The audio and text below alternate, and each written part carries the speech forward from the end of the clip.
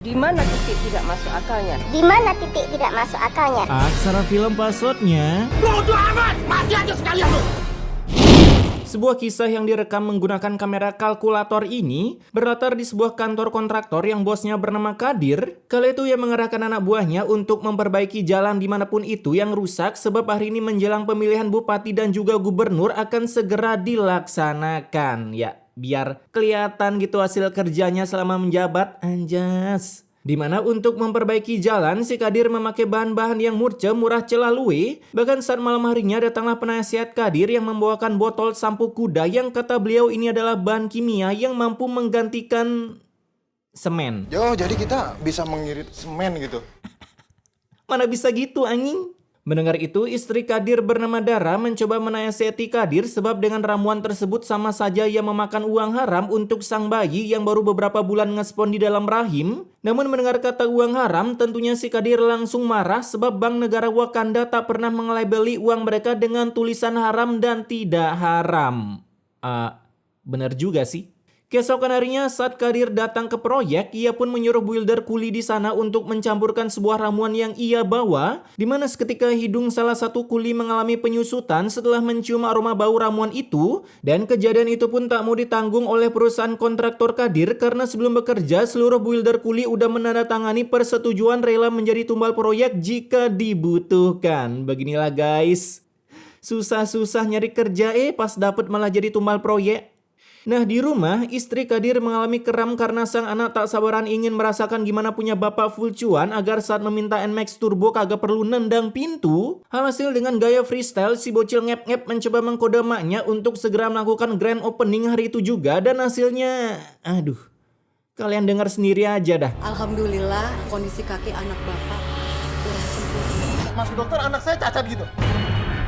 Karena si bocil ngep-ngep kagak bisa sabaran, hasilnya kakinya pun harus terdelet sebagian yang membuat bapaknya harus berbacot ria ke Dara. Bahkan karena malu memiliki anak yang kena dark system, Kadir pun menggiveaway-kan anak itu ke rumah seorang NPC random. Kemudian pulang-pulang dengan santuinya, si Kadir mengatakan kalau anaknya udah kembali ke sang pencipta daripada menjalani kehidupan yang begitu gelap. Ya nggak guna kamu nangis lagi.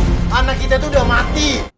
1 minggu pun berlalu, si Kadir semakin membegundalkan karena tiap malam selalu menghilang dari line, bahkan pulang-pulang ia sama sekali tak mempedulikan istrinya yang udah kode ingin melakukan untuk meraih kesempatan memiliki calon pewaris akun FF bapaknya. Nah, beberapa hari pun berlalu, perut Dara semakin terkena baku hantam di bagian rahimnya dan tetap saja si Kadir kagak peduli, yang hanya memberikan cuan doang itu pun tak seberapa. Kala itu saat si Dara mengecek kandungannya ke dokter, Alhamdulillah menurut hasil pemeriksaan lab ternyata ibu terkena kanker rahim. asal udah dokter ini yang meriksa kagak dianugerahi penyakit ekstrim cuy. Akibat uang Dara tak cukup memilih dokter yang 100% terjamin, ia pun jadinya harus terkena nerf di bagian rahimnya yang mengharuskan rahim Dara diangkat dari tempatnya, sehingga 100% real peluang memiliki anak 100% minus. Dan kata dokter juga, hal ini disebabkan oleh sebelah level neraka jahanam yang selalu Dara konsumsi dulu sebelum nifas. Aduh, kata-kata nifas jadi keinget Haji Torik. Nah, karena terdeletnya sebuah rahim membuat Kadir kini makin kagak betah bersuami istri dengan Dara, makanya ia mencoba mendownload aplikasi ijo untuk mengojol, dimana setelah COD-an di kala petir menyambar di daerah Nganjuk, Kadir pun pulang-pulang membawa hasil COD-annya yang membuat jantung Dara ingin ikutan diangkat seperti rahimnya karena tak kuasa melihat suaminya terang-terangan ingin melakukan kemaksiatan di rumahnya. Ya, kalau gelap-gelapan gak apa-apa sih, begitulah isi hati Dara. Kala itu si Dara pun mencoba menyerang mbak-mbak begundal ini dengan satu kalimat, rental per jamnya berapa mbak? Ia membuat Kadir seketika emosi tak terima hasil COD-nya yang susah payah dinego table malah di roasting, sehingga terbitlah kata-kata pengtalakan yang kemudian pengusiran dari rumahnya. Dengan berjalan dilo oleh semburan selang pemadam yang mengeluarkan hujan, si Dara pun berjalan dan kebetulan dilihat oleh seorang minion. Ibu malam-malam mau kemana bu? Hujan lagi. Lah, dia sendiri kemana anjing, hujan-hujanan kagak make payung atau mantel? Di tengah hujan itu, mereka pun bisa-bisanya menceritakan tentang kisah Reza Arab Zootopia menurut mitologi Yunani, sampai mereka pun lupa kalau kondisi lagi hujan. Bahkan kelarnya cerita itu, si minion ini membawakan Dara ke sebuah panti asuhan tempat di mana anak mereka dibuang selama ini.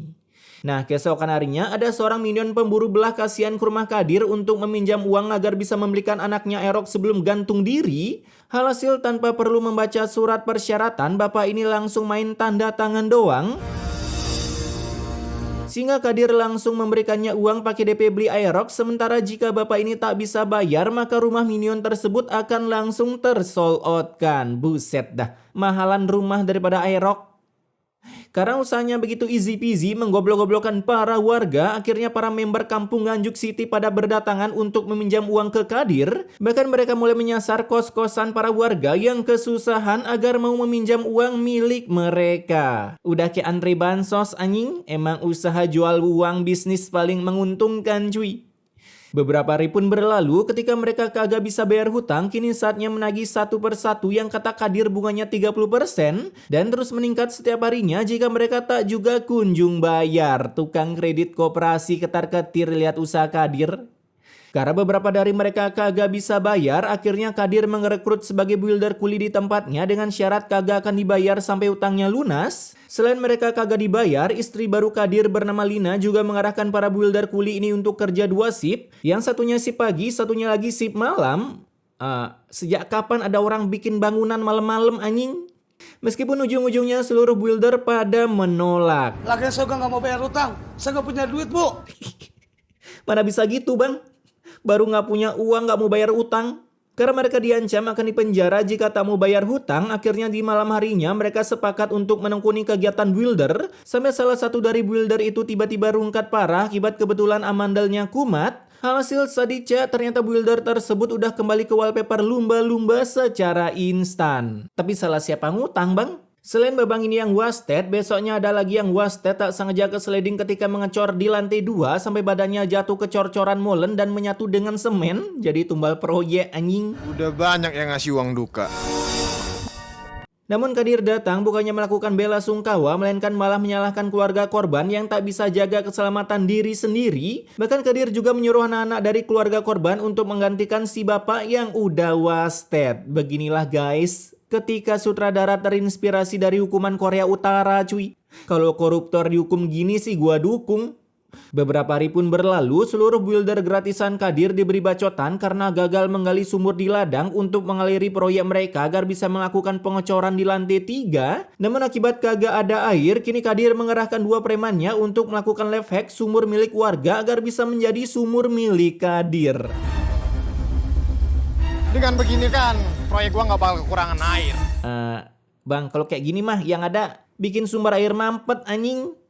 Nah, karena sumber air mereka dihack oleh Kadir, para bapak-bapak pun mulai emosi dan merasa ada yang salah dengan sumber air mereka. Hasil saat Kadir lagi flexing tentang kekayaan yang akan mereka raih, datanglah para minion kampung. Kita semua jadi kekurangan air. Kenapa kalian protes sama saya? Emang saya petugas air?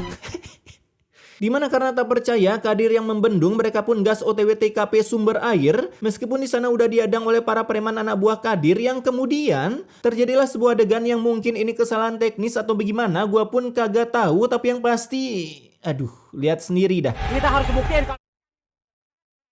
Malah cosplay petinggi Konoha ketika lagi matiin mic saat rapat cuy. Oh, jangan-jangan ini bentuk dari sindiran ya kalau suara-suara demo itu kagak bakalan didengar, anjas. Setelah kejadian pendemoan di mute ini, terjadi lagi sebuah masalah di proyek milik Kadir, di mana para buildernya kini udah mulai bermalas-malasan karena tak ada hiburan di proyek, ya minimal sewa LC, Land Cruiser. Bahkan saking emosinya Ari Ginting ini, ia pun mencoba menantang Kadir dengan berbacot seperti ini. Kalau Bapak tidak bisa menghargai kami sebagai manusia, terpaksa kami lawan. Sampai akhirnya Kadir lari ketar-ketir takut terkena tumbukan massal, tapi aduh. Ia pun mendadak buta map dan jatuh di kubangan semen yang mendidih, sementara yang bebnya pun bernasib sama sepertinya.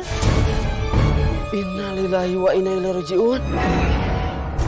Buset, nabrak gitu doang wasted, nggak cocok kali tinggal di Wakanda yang tingkat kecelakaannya sangat tinggi. Kembali ke Kadir, kali itu ia berusaha kabur dari sana yang entah ini kenapa semen bisa mendidih, namun yang pasti ketika Kadir pergi ke rumah sakit. Sepertinya kaki bapak harus diamputasi pak.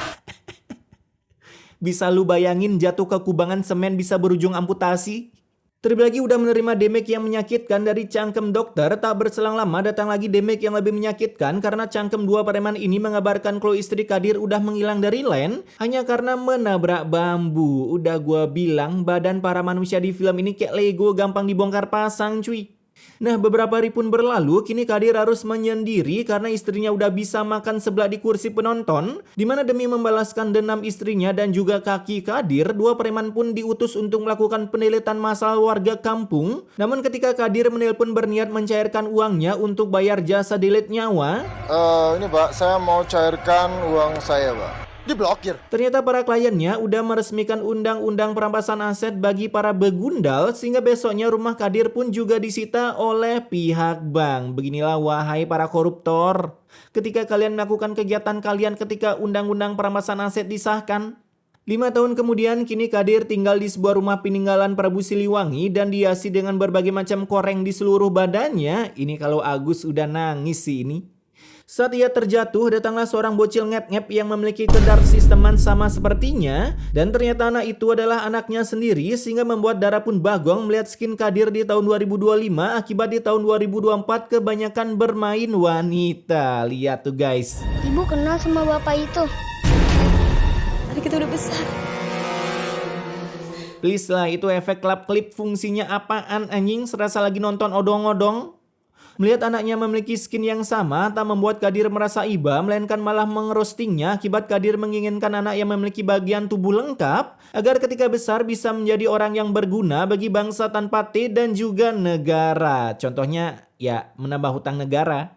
Nah, malam harinya datanglah anak buah Kadir untuk menagih bayarannya dan setelah menggeledah sisi rumah, preman itu pun mengambil sisa-sisa uang Kadir untuk dipakai makan lalu meninggalkan Kadir dalam keadaan kesetrum. Gimana ceritanya itu tangan refleks megang lampu malah kesetrum? Karena nggak ada yang menolong, akhirnya si Kadir wasted dengan gaya berdiri, yang dimana 3 hari kemudian barulah mayatnya berhasil digerebek oleh para warga kampung setelah mencium bau rumah Kadir seperti aroma terapi menusuk hidung mereka semua. Kuat bener dia mati berdiri cuy. Di sana mereka pun bagong mencium aromanya yang udah melebihi batas inailahi dan tak berselang lama datanglah 2 utusan sutradara untuk membantu Ari Ginting memberikan pesan untuk mantan istri Kadir. Alhasil mendengar kabar duka itu, Dara bersama anaknya langsung menggerebek rumah Kadir untuk melihat Kadir mati memakai gaya apa, sekalian memberikan ilmu ke anaknya kalau jadi manusia yang membGGST-kan maka ketika wasted mayatnya akan dipenuhi efek JJ brutal. Gimana kagak sakit mata itu?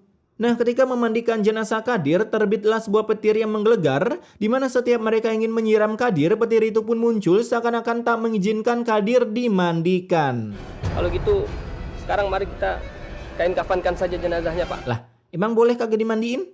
Entar di neraka kagak ada yang ngajak bang karena bau. Singkat cerita, saat pendeliperian jenazah Kadir, mereka pun hampir menabrak seorang maling kayu milik BUMN. Namun untungnya mobil tersebut kagak masuk jurang, cuman minusnya setelah mobilnya mati, kata sopir mobil itu tak akan mau hidup lagi. Dimana untungnya Broja mau menggotong jenazah dengan cara jalan kaki, sebuah mobil pickup turbo pun datang untuk menyelamatkan kaki mereka yang membawa keranda dari Nganjuk City OTW Karawang. Kemudian ketika mereka udah sampai di pemakaman yang kebetulan berada di tengah hutan terpencil dan terjauh dari hunian warga, konon IKN dulu direncanakan dibangun di sini. Lalu saat udah tiba pas di liang lahat, Ini makam untuk Pak Kadir, Pak. Bukan Pak, ternyata mereka salah alamat. buat yang lihat Pak Kadir di ujung bukit sana Pak. Kagak ngotak anjing, makamin 1 orang harus ke ujung bukit. Dengan segenap tenaga, mereka pun akhirnya sampai di TKP, tapi pada ya mayat Kadir kagak bisa dimasukin karena panjangnya sepanjang pipa rucika yang belum dipotong sesuai keperluan rumah. Alhasil mereka harus menggali lagi sesuai dengan ukurannya, namun meskipun udah dimodifikasi ukurannya, jenazah Kadir tetap kagak bisa masuk sampai terbesitlah sebuah ide dari otak Ari Ginting ini. Ustadz, gimana kalau jenazahnya kita tepuk? Kreatif bener itu di neraka auto cosplay iklan ulat teh pucuk anjing. Kala itu ide kreatif Ari pun di ACC sehingga jenazah Kadir pun bisa dimasukkan dan dikubur dengan tidak layak.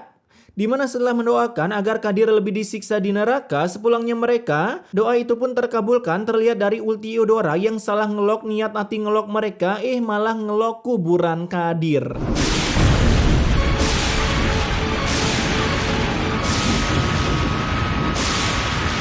Kira-kira kuburan koruptor kena bencana gini juga gak sih?